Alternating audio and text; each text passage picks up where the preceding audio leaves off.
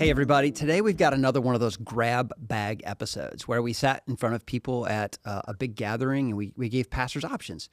Which of these things would you like to talk about? And it was really fun to see, A, which ones they chose, and then to hear what they had to say about it.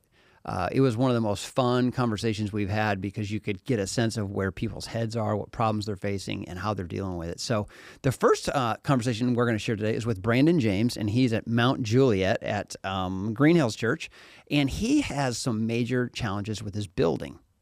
And this is a very common problem. Recently, I was sitting down with about a dozen pastors, and I said, what's your main struggle right now? More than half of the pastors said, I have building problems, trying to figure out how to make this building work. And so we're going to jump right in and hear what Brandon has to say about it. Hey, everybody. We are live from the Southern Baptist Convention, and we're kicking off this really random group of conversations with pastors and wives about how they're wired, what they enjoy. We put 4 cards in front of our first guinea pig, Brandon James. Brandon, introduce yourself. Yeah, hey, my name's Brandon James. I'm the lead pastor at Green Hill Church in Mount Juliet, Tennessee. So excited to be here. I literally am walking by the booth with coffee and they're like, hey, get in here. We know him, and we were like, Brandon, come on in. We have a question. I was just taken captive. Well, in fact, I'm in a cage. You are in a cage. And next is cage fighting. we move the table and you and Lynley go at it. Let's go. I think you would lose. Probably so. We have 4 cards in front of you. You have chosen to talk about church buildings. Yes. And the question is, Lynley, why don't you answer the question and get this rolling? Because this is really your space. So the question is, if you could change one thing about your current facility, what would it be? And which is funny because my company, Visioneering, not my company, but the company I work for, Visioneering, is actually working with you guys right now. So there's several. There's a lot of things that I would change, but the easy one right now is we need a new roof. A week before Easter, we had 2 collapses in our roof. Oh, that's not good. No, it's not. We had a guy walking by in the hallway, and he smelled a funny smell coming from a room off of a room. And he walked in there and literally squishy carpet from water where the decking, the metal decking, had rusted through and collapsed in 2 spots. And so literally we had a convertible church for a little bit. Wow. Well, that's the obvious one. Like, you have to fix that. Yeah. But talk a little bit about the stress of that, because that's where I think for pastors, because you're dealing with people's tithe dollars. Right. You're dealing with a budget. Sometimes churches are not making budget, and then you have these major issues come up. Yeah. And you have to bring a church on board. So, like, how has that process gone for you? Yeah, so we knew that. So our facility is older. It's built in the 60s, and so we've known for a while that the roof needed to be replaced. We were having small leaks really throughout the whole facility. And so we'd actually started getting quotes, for this. But at the time, it was just, hey, we're just going to, take the pea gravel off the top and then come in over the top of it all. And then when this roof collapse happened, we realized that the actual decking had been rusting through. And so it's quite a bit more extensive. So the quotes we were getting, for whatever they were, it's significantly higher now. And so it just adds another layer of complexity to what we're trying to do. Yeah. And then thankfully we're a growing church and we're having some space issues. And so we're trying to figure out how do we prioritize what we do. Obviously we have to fix the roof, right? We need to do that. But from a standpoint of making sure that we create space for a growing community, a growing church. Okay, can I reframe the question? Absolutely. What a part of your building are you most embarrassed of when visitors come? Which part of my building? Like, you really want to fix this so it doesn't feel... Yeah, so our adult education wing is probably the worst. There's stains all over the carpet. It's nasty. It really is. Do they have the stains in the ceiling tile? Yeah. Sometimes that happens It's got too. that, and it's the hallway that goes down it. There's no lights in the ceiling. There's just some side lights on the side walls, and so it's kind of dark and drab. You don't want to have a nice event in there. No. And it's, it works, and our people are very gracious. Yeah. And, someone even said it's kind of nice to just come to a place because you're not coming for the facility, you're coming for the people. Yeah. And that's what I love about our church is it really is. It's more about the people than the facility. It's good. It's great. I want to ask you one more question. Yeah. You're a first-time pastor. Yeah. You inherited a building. Yeah. The first time you walked through it, yes. How did you feel? So that's funny. So I served at a larger church doing student ministry. That had a nice building. That had a really nice building and facility. And so coming from that to a lead pastor role in a smaller church with an older building, the first thing I thought was, these hallways are so narrow. Right. That was like my first thing. That was it. I noticed that too. That was it. Because you can't just push them out. No, you can't. No, they're cinder block walls, right? So you're stuck with them and you live with them. And there's also some excitement though, because it's your yeah, space. Like you're coming into it, so that's fun too. Yeah. It's a sweetness. And then too, like our foyer isn't a foyer; it's a hallway. And so I actually took a picture coming out of the sanctuary between two services where I was trying to get to my office, and all you could see were people. And so literally people were pinned against the wall trying to make room for people to get that's through. That's what I thought you were going to say. It's exciting. Most first-time pastors, they say, I wish they built the lobby bigger. Yeah. Because there's just not space to hang out. That's one of the biggest issues that we face, for sure.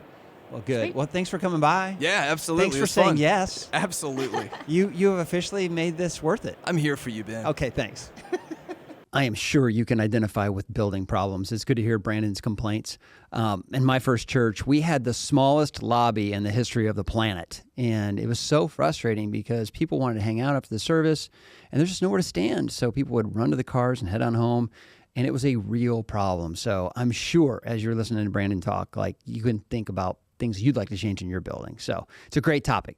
But let's move to the next one. This was actually my favorite card that people picked. It was a card that just said planner or pantser. And the idea was, are you the kind of leader that loves to plan, loves to be way out in front of it, or do you kind of get the excitement of flying by the seat of your pants? Spontaneity. Let's see what shows up. So there's a lot of different pastors out there, a lot of different ministry leaders, and everybody sees this a little differently. So first we're going to talk to Shannon and Joe Messer. Joe is the associate pastor at Chillicothe Baptist Church, and then also Brick and Cassidy Seeger. They're at Cartersville Baptist Church in Petal, Mississippi. So let's hear what they have to say about planner or pantser. We're live at the Southern Baptist Convention. We have Joe with us from Ohio. He's an associate pastor, and he has chosen to talk about whether you are a planner or a pantser. And the reason this question came up is recently I was reading about how people write novels. They either plan the whole novel out or they just write by the seat of their pants. Yeah. So which one do you do in ministry and why? I'd say early on in ministry, I was probably more the fly by the seat of your pants kind of guy. And I learned that really didn't carry very far in ministry. So what I had to learn was learning how to prepare, how to plan, how to look forward. And I think that's really what helped me lead people well, especially when it comes to shepherding people. I mean, we're there to equip people, not just to, show up and just put together something. So I think it honors God more with being more of a planner. So to be really honest, I probably and transparent, I probably have learned to be more of a planner and not fly by the seat of my pants. So I would say that honors the Lord. It helps the local church grow, and yeah, I just think people deserve that. If we're going to shepherd well and love well, and just honor God the way that we should as shepherds in the church, let's do that. I have a question. Yep. Was there a crisis moment to where that happened, like where you were like, I have got to start planning An better? event that went horrible. Like, oh man, I didn't plan this enough. Yeah. Or Lynley, that's a good question. I think you're asking for one. There's many that I think have went awry. But yeah, just planning camps I work with families in the church in that context. So, when you don't plan well, it could be large events, it can be family camps or whatever you may be doing. I was supposed to schedule a time to have people meet, and I didn't communicate well with parents over text, and everybody showed up at different times, and there was this, you always have that one mom, hopefully she's not listening, but you always have that one mom that shows up and she just tells you how it is. Yeah. And I just remember feeling like really small. So, but I just graciously took it because that's what pastors do. So how did you change? Like, how did you start planning more? That's not an easy thing to flip. Well, the good thing is God gave me an awesome wife who is a teacher, and so she's I hope she's listening. She is, and she's actually right behind us as we're talking. She's here. Yeah, she is. She actually peeked in and bring her in. Bring her in right now. She just walked somewhere. We want her in way. the show. But her name is Shannon. She's really beautiful. That's all I can say. She's saying, what did you just drag me into? Hey, we are welcome to the dragging show. you in. When Ben Mandrell raises his hand and says, "Come here," I'm like, "Oh." Hi, This Shannon, is I'm super Ben. easy. Nice to meet you. My Hey, wife, Lynley. Shannon Lynley. Nice to meet you. Yeah. So this is not intimidating. We're Okay. asking pastors and wives about whether they plan well or whether they fly by the seat of their pants. So the question is, he said he was a fly by the seat of his pants. Tries to turn more into a planner. He said, my wife has helped me with that. So if you would tell people, like, how did that work for you two, to where you could have influence into speaking into his life to say, can I help you? A lot of arguments. No. Well, that's our story. So if you listen, we have lots of arguments. I think just seeing like me and the way I live my life, and like I'm a planner and I have it calendared out, and like we can be a lot more organized. And so when he would not understand why I'm doing something, and then I would be like, well, look, we have this, this, and this. Oh, and it would start to make sense to him. It took a lot of time, but I think just seeing that in my life made him realize, like, oh, I want that too. Cool. But you know, are you a paper planner? Oh, yeah. Oh, here we go. This is a I'm whole paper episode. planner. Yes. It is, man. I do it on my phone because he is a phone person. Yes. So I have both. So Yes. he looks at the phone, but I have mine right now. I have paper, but we also have 4 teenagers, and I'm like, I need to keep up with their stuff. Yep. So I love paper You planner. moms are amazing. I would just say, like, you know, she has taught me a lot of, you know, if you can get in front of things and get them sort of scheduled, how that it's less chaotic for one, because people aren't trying to fill your schedule. Yeah. But yet you go ahead of that and you sort of have that planned, and it's more focused, and it can be more fruitful too. So I am very blessed to have a godly wife. That's so good. And it's very organized, where it's sort of my balance. Like where I'm weak, she's strong, and vice versa. I'm an extrovert, love talking, just crazy. She's more quiet, reserved, but definitely well planned. And I have a question for you. Yes. A separate question. You don't have to answer it because we can edit all this. So this question here, you don't understand. What it is what's one thing you wish people better understood about your ministry or context as a pastor's wife or as a mother in ministry? That's easy. Okay, what's your answer? I'm a mom first. Okay. You know, I think a lot of times people expect me to do everything for everybody else, and my number one job is to disciple my own kids. Yeah. And so that takes precedence over, and I don't mean that in a mean way at all. Sure. But I've got 3 kids that I want them to know the Lord above all. And so, and they're into sports and they're into life and public schools. And so we're pulled a lot of different directions. And I sometimes don't think people understand that part of my life. Yeah. It's hard when you say no to something and someone gives you the 100%. guilt trip. 100%. Like, why aren't you doing this? And it's like, well, my kid has a ball game and I want to go see it, you know? That's the And right I've answer. learned, like, I don't mean this in a mean way, but like not to care. Just like, this is what I'm going to do. Yeah. I know that sounds Now we're getting but somewhere. No, This I'm the episode just same got way. better. Yeah. oh, I'm the Ben, same way. turn the heat up.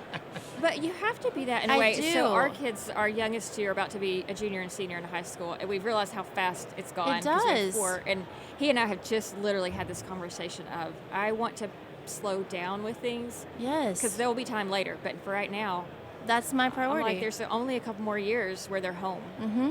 How old are really yours? good. I have a 15, 11, and 5. Okay. So You have some years to go. Yeah, I do. 2 girls and a young boy. And I tell you, I mean, one of the things, I mean, it's just really always as a leader in the local church, you're always trying to, you know, always try to model what's best for your people. But you also, like, don't want to forget what's important at home. And I think that's, I always try to walk this, it's like, hard. the 2 guardrails, but like trying to walk what honors the Lord the best. I mean, even with sports, I mean, that's like been a hard thing for us to navigate because, you know, we come from a church where that's really you know, like Sunday's prioritized, where like nothing, like we want to hold that up the highest thing as the Lord's Day, and then so Wednesday nights is something we've sort of had to process through and things as a family, and that's been tough because people in the church have different expectations of what like leading looks like and pastoring looks like with a family, and so we've had to process and dialogue through that as a couple, as a team, but also like with our church family and people. So it's been good. It's been good. We are, I think, for the better in a good place now. Awesome. Yeah.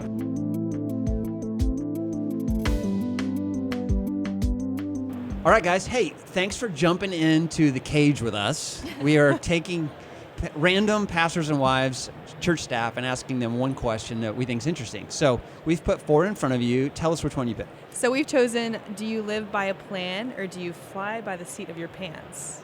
All right. What is it? Is it the same or is it different?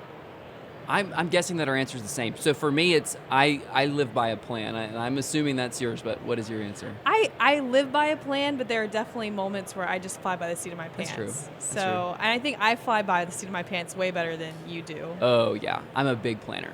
Big planner. I knew you were going to say that. Yeah. Like anal retentive planner, like down to the very detail. He had a spreadsheet for convention. I just need you to know that. That's right. Like That a explains it. spreadsheet of where we were 15-minute going. increments. Yeah. And I was like, babe, I just cannot. Day by day, overlapping colors, and What? she was like, "Oh, okay." We Wow. gotta So stop wait, that. this is throwing your plan off. Yes. a little bit. This is Oh throwing my your goodness. spreadsheet off. We've Yes. Spreadsheet. Podcast was not on the spreadsheet. We've messed up your 15-minute increment. You know, it would have been great when we asked you if you'd have pulled your spreadsheet out and been like, no, we can't fit this in. I gotta pencil you in. Give me a second. Is this true of like family vacations? You know what? So I think she's changed me. So Cass has changed me in the sense that I used to do that a lot, and less so, probably because you're really good at planning vacations as well. So I think I've like eased up on that side of things. Can I ask you guys this, though? One of the challenges of being a planner is that ministry so seldom goes by the plan. Oh my gosh, absolutely. What have you learned over the years about not holding your plan too tightly? I need to get out of my office. And I know that good ministry can be done in office, but ministry is people. And so like, man, like I love administration. I love being in my office and organizing, having a plan and a strategy. And those things are good. We need that. But it's about people. So Yeah. I love the answer because it's like it's something that I love, but it's also, I would argue, could be a flaw about me as well. And so it's about people. A few years ago, I made a very intentional decision to start having margin in my life because I realized I was a planner and that my days would be completely consumed with these plans that I've made. And sometimes those plans are great, but especially being a stay-at-home mom and trying to minister to other moms, I made that decision to have open time so that if there's a mom who I know is struggling that day or that week, I can say, hey, let's come over, let's hang out, bring your kids over, we're going to have a play date. Let's come together. And I didn't want to have such a strict schedule that I didn't have room for spontaneous ministry in my day-to-day. I love that. That is so good. So I'm reading this book called 4,000 Weeks, and Okay. it just talks about how many weeks we have basically in our lifetime. And it's undoing almost all these books that we've read on like planning out every single moment Productivity. of your day, productivity. And so like my words all along have been like, I love efficiency, I love productivity, I love intentionality. But when you plan out too much, what you're saying doesn't happen. I love what you just said, because I mean, like, people are the main thing. Yeah. And so the fact that you plan your day around some open time is so cool. Well, this goes back to the iron sharpening iron thing that happens like in relationship. Like Lynley is so good at planning. I feel a lot of shame in my life because I don't plan well like she does. But I'm really good at, I think, just embracing the moment. Yeah. And so when we play well together and we have the Holy Spirit in our relationship, that works really well. But sometimes like my free spirit drives her crazy, and sometimes her commitment to excellence, which I say is detail, is overbearing at times. And we have to always talk about that. It's a big conversation between us. Yeah. Yeah. I want to ask you one more question about Yeah. your thing, though. So if you leave some margin in your day, Yeah. do you have a system or a structure of how you ask other moms, other pastors, family? Is that kind of planned out, or is it just like, man, I got a text from someone and she needs some love and I'm going to use this time to call her? Yeah, so it's more of the latter for sure. Just the other moms and the other, because now that I've become a mom, I feel like that is kind of where the Lord has me right now, is just ministering to other moms. And it's definitely more of, I know that this friend of mine she had a really rough night because she has a newborn. Yeah. Like, how can I either go to her house today and serve her, or invite her over and invite her into my space today to serve her? Is that a meal? Is that going and cleaning her house? Is that babysitting her kid for a couple hours? Like, what does that look like today for me to serve this That's mom? sweet. And so outside looking in, I also recognize that it's kind of cyclical in the sense of like good relationship leads to better relationship. And so it's not really structured for you because the way that you know how to care for someone is by actually knowing them in their lives. And so I think that's one thing that I admire about you, is that the way that you know how to care for people is by actually knowing them and having that built up over time. So it's Yeah. neat. That's awesome. Really good, guys. Thank you. That's really it. good. Thanks That's for all you had popping to in and do. doing this with us. The Glass House is executive produced by Angie Elkins, edited and engineered by Donnie Gordon with help from Nathan Howard. Show notes and production help from Nikki Ogden. Photography by Emily Bergeron and Bailey Watley. Recorded at the Lifeway Podcast Studio in Brentwood, Tennessee.